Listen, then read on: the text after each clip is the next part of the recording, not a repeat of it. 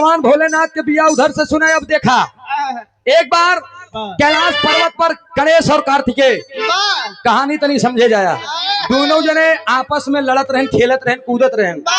और तब तक वही रास्ते से विश्वरूप महाराज जी चला जात रहे। जब देखें कि दुई लड़कियां इतना नीक के हैं ना, तो विश्वरूप के मन में दुनों लड़का धसिए।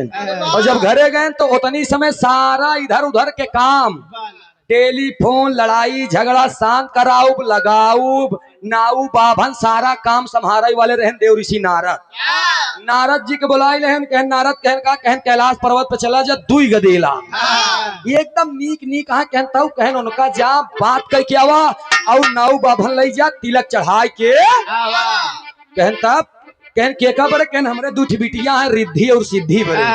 ध्यान दीजिएगा आप। नारद जी चल रहे हैं। और जब नारद जी गए तो नारद जी कहन अगर मान लग गए बात पक्का हो जाता कहन तो तू ही लगाई के चला आया, हम शादी पक्का मानब। अब है कि गए नारद जी सारी बात भगवान भोलेनाथ से करें। पार्वती बैठी है, दोनों लड़का खेलत है। तब भगवान भोलेनाथ कहन हाँ ठीक बात हम पक्की मानत ही, लेकिन जा शादी के डेट वोट रख दिया, कोनो दिक्कत नहीं बजा। अब इधर नारद जी गए शादी उदिक सारा डेट और रख देन, बात कैले। लेकिन भोले बाबा माई पार्वती से कहन कहो दोनों बिया एक साथे कर बिया। कहन नाही, अपने दोनों लड़कन के यहाँ परीक्षा ले देखी कौन जवान भव कौन लड़के। कहन बोलायन तुरंत गणेश और कार्तिकेय के। गणेश कार्तिकेय आई गए। जब गणेश कार्तिकेय आई गए तो भगवान भोलेनाथ कहन बिया में से के करी। गणेश देखा है कार्तिकेय के, कार्तिकेय देखा है गणेश के, दोनों जने हाथ उठाई गए। और जब दोनों जने हाथ उठाए दें तो भोले बाबा कहन एक खनिक होई चाहे जेकर। तो गणेश कहता है हम कैले भैया तू बाद में करे। कार्तिकेय कहन नहीं हम कैले भैया, हम देखा तो ढेर मोटवा रही, हमार फैट ज्यादा तगड़ा बा।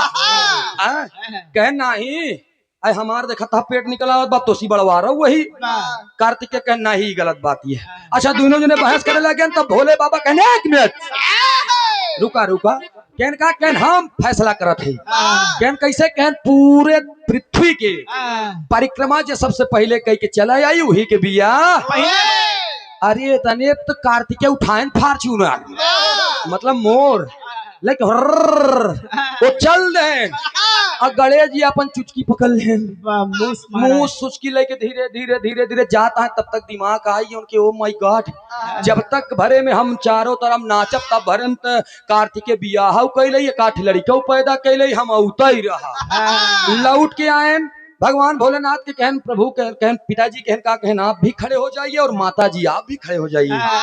दोनों जने खड़ा हो गए और वही अपने सुचकी से यानी वही मूसे से उन्हीं के परिक्रमा कह के उन्हीं के चरणों में अपन माथा टेक देन। कहन माँ बाप के चरणों में ही 3 लोक और 14 भुवन है, धरती की बात छोड़िए। भगवान भोलेनाथ खुशी हो गए, गलेस लगाए लेन कि हमार बेटवा गणेश जवान हो गए। बियाह होई तब गणेश के कार्तिकेय के पता होता है या नहीं अता पता ला पता। अब वो की गए कि दुल्हा उल्हा बना के खूब बढ़िया से गणेश जी के सजाए दे, सूण उड़ पोछ दे खूब एकदम, सूण उड़ चमकैला, पेट ओट एकदम बढ़िया गगरिये से रहबे खूब बढ़िया रुचि। दुल्हा फिर देखत रही सहेली सब खूब बढ़िया पेट और नीचे ऊंचे उठा उठा खूब बढ़िया गली बगली ओड़री बोड़री सब साफ कई देहन की एकदम लगाए देहन बढ़िया से मौर। और अब दुल्हा बन गए और जब चल रहे रजा सून लटकाए के हो कि जेताना लोग रहे पहुंचन बराती। अब बराती क्या क्या है, भालू बिच्छू गोजर बानर आन्हर कोढ़ी लूला ऊद भूत ऐताल बैताल सब ऐचर बैचर जितना रहे सब भगवान भोलेनाथ के बराती चल रहे। चला चला चला आज भगवान भोलेनाथ अपन लड़का बिही जब हुआ गए तो अपने ही जैसे बारात आवत है तो लोग महिलाएं छते से देखें खिड़की से देखें वैसे तमाम सहेली देखत रहे। तब तक दुल्हवा के जब देखे से की अरे मोरी माई कौन दुल्हा है। जब दौड़ के बेचारी के रिद्धि सीधी लगे कहन दीदी है कहन दुल्हवा देखे कहन नहीं बहनी कहन अरे मोर माई हमका नहीं हमका शंका हो कहन का कहन दुल्हवा चला दिखाई आई कहन नहीं हम ना जा पापा हमार खूब नीक के देखे के पागलिया का दुल्हा नहीं पूरा हाथा बहु पागलिया बहनी कहने उन्हन दुई न वहीं फिर से देखे बरे तो जब देखिन तो कहत यहाँ एक बात का कहीं मार साहब यही गावे अरे ऐसा अरे ऐसा न बारात नहीं देखनिया बात कजिया करे धका धक ऐसा न बारात नहीं देखनिया बात कजिया करे धका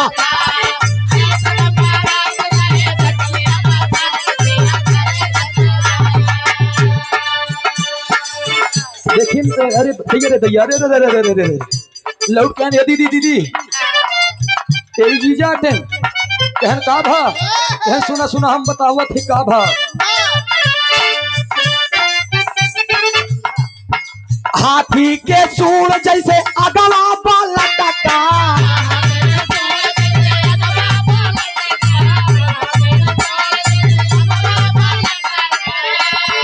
इतना नहीं पेटावा में उनके पेटावा में लागल जैसे चार चार मटका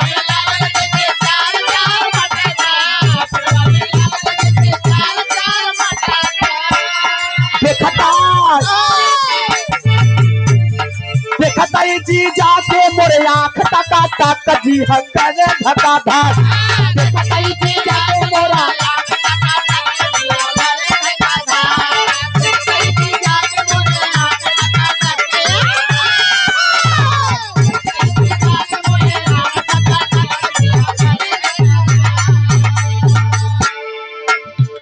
दीदी हम तोहार कसम खाए कहते बिया जी करा दीदी अब रिद्धि सिद्धि बुखार छोड़ कर रोवे लागे 1 मिनट मेहरारुवन में एक कला हमका बहुत प्यारी लागत है दोस्त मेहरारू भले अपन गलती करे रहा है लाख गलती करे रहा है अगर मन से धू मारे बहु रोवत बा एक मेहरारू रोवत बा तो दूसरी मेहरारू गले से लगा गिन रो बहनी हमारा जबोकन बहुत थुथुरतिन का करी भले गलती हो लेकिन जबरी पकड़ के रोवे लगी जितनी यही सब रोवे लगी तनी के दरिया में चली बहनिया का करने बहन हम जैसे तू रोवती है वैसे हम रो जवान बात ठीक बा का खिस से हंसे बोलू के रोवे खड़ी होई त मार दिया भैया तो इनकर बात अलग बा ई बा अच्छा दूसरी बात इतना तो सही बा एक चीज गलत बा क्या 5 किलो भात खाए नहीं पचाए नहीं 74 पूरी खाए नहीं पचाए नहीं एक बात अगर सुन ले दीदी ये फलाना बेटी आज पकड़ा के केहू बताऊ जी नहीं सुमनी हमारे पहले पड़ी अच्छा इतना करें तो वो कहीं नहीं बहनिया पागल या कहीं क्यों की समझिया का गए तुरंत रुचि लगे मान लो वो रुचि दूसरा नाम रहे तो आना एक का समझन तो का ना कहते अच्छा गए नूंगा ये रुचि ये जानती है सुमनी बतावत रे फलाना बेटी पकड़ा की बड़ी मां के हमार नाम हम ना भाई एक बात नहीं सब ये कहे कि रिंकी या बहुत आटे पागल है एक बात पचा ले थी वो कौन बात अपने पति की बात अपने प्रेमी वाली नहीं बताऊ दे तोहर वाली बताए रही का ए भैया सही बात के बात ये देखा मनोरंजन आ रुचि दूसरे अंतरे में रोवे लागे रिद्धि सिद्धि माई माई अरे माई हमार सखी सहेली कहती है हम बिया न करम माई माई कहीं का बा कहीं जा देखा विश्वरूप को बुलाई धरावा मेरे दोनों बिटियन के हमारे किस्मत छोड़ दिया विश्वरूप कहीं का बा कहनी हाथी उठी साथे बिया होई कामरे बिटियन के तब विश्वरूप एक बात बोलन का बोलन दुनिया के साथ ही हुए जग के दीनानाथ हो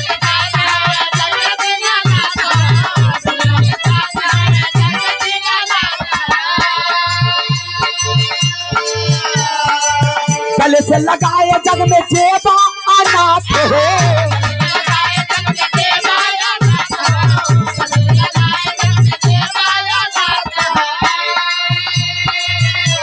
अपने मेहरारूस कहा था बिसरो इनका दोनों जो दुल्ही अरे दुल्ही ने बनावा तू जल्दी खटा खट जिया करे धका धक दुल्ही ने बनावा तू जल्दी खटा खट जिया करे धका धक दुल्ही ने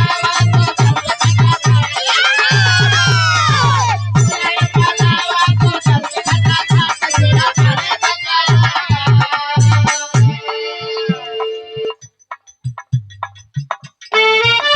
राजमूरत यादव शिव मूरत यादव बलनपुर से दुर्गा माई के मंदिर बनत बनाओ बाबूजी की तरफ से इस भाव पर प्रसन्न होकर 100 रुपया का पुरस्कार। बहुत बहुत नमन है, प्रणाम है, आशीर्वाद दे, हम बच्चे कला में कामयाब रहे, जा रहे खुश रहे, आबाद रहे। एक तौर से सभी सकल पंच की नमन बा।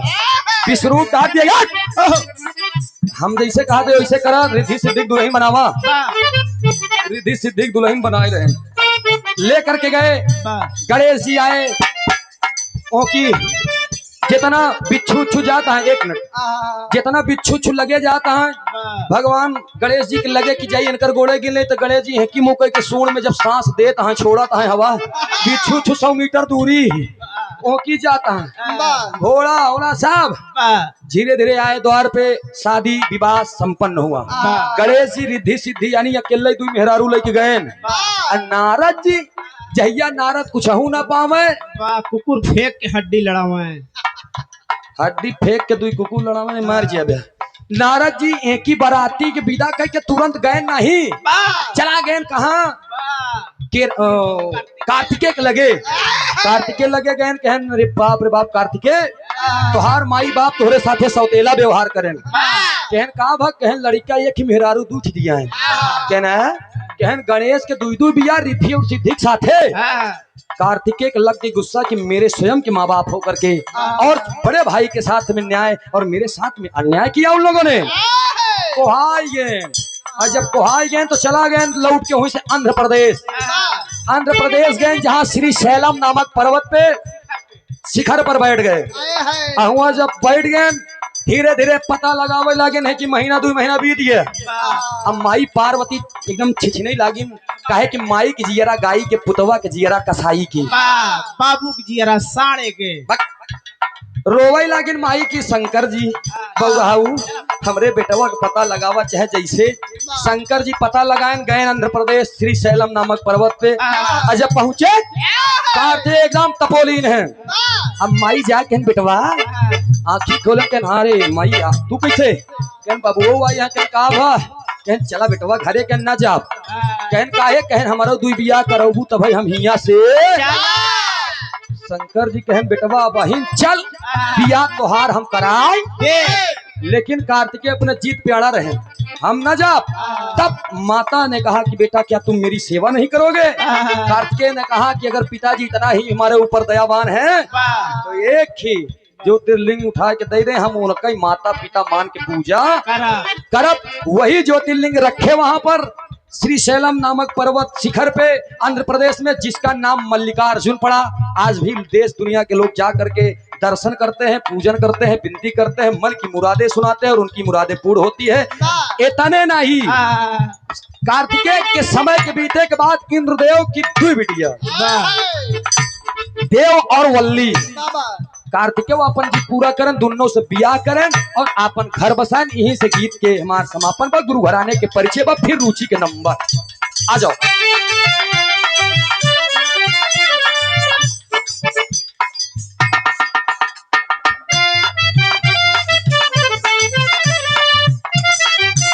विमल यादव जी के भतीजे करण यादव जी 101 रुपया का पुरस्कार। बहुत बहुत नमन है, प्रणाम है, आशीर्वाद है, हम बच्चे कला में कामयाब रहे, जहाँ रहे खुश रहे, आबाद रहे। गुरु घराने के परिचय में कहना बा, भोलू रामधार हैदर गुरु राजा राम हो,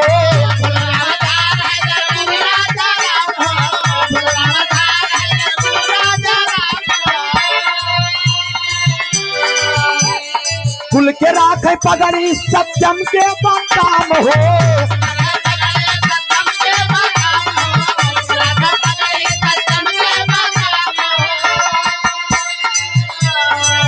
सूरज यादव के जितिया अब सुना करे धाका धाक।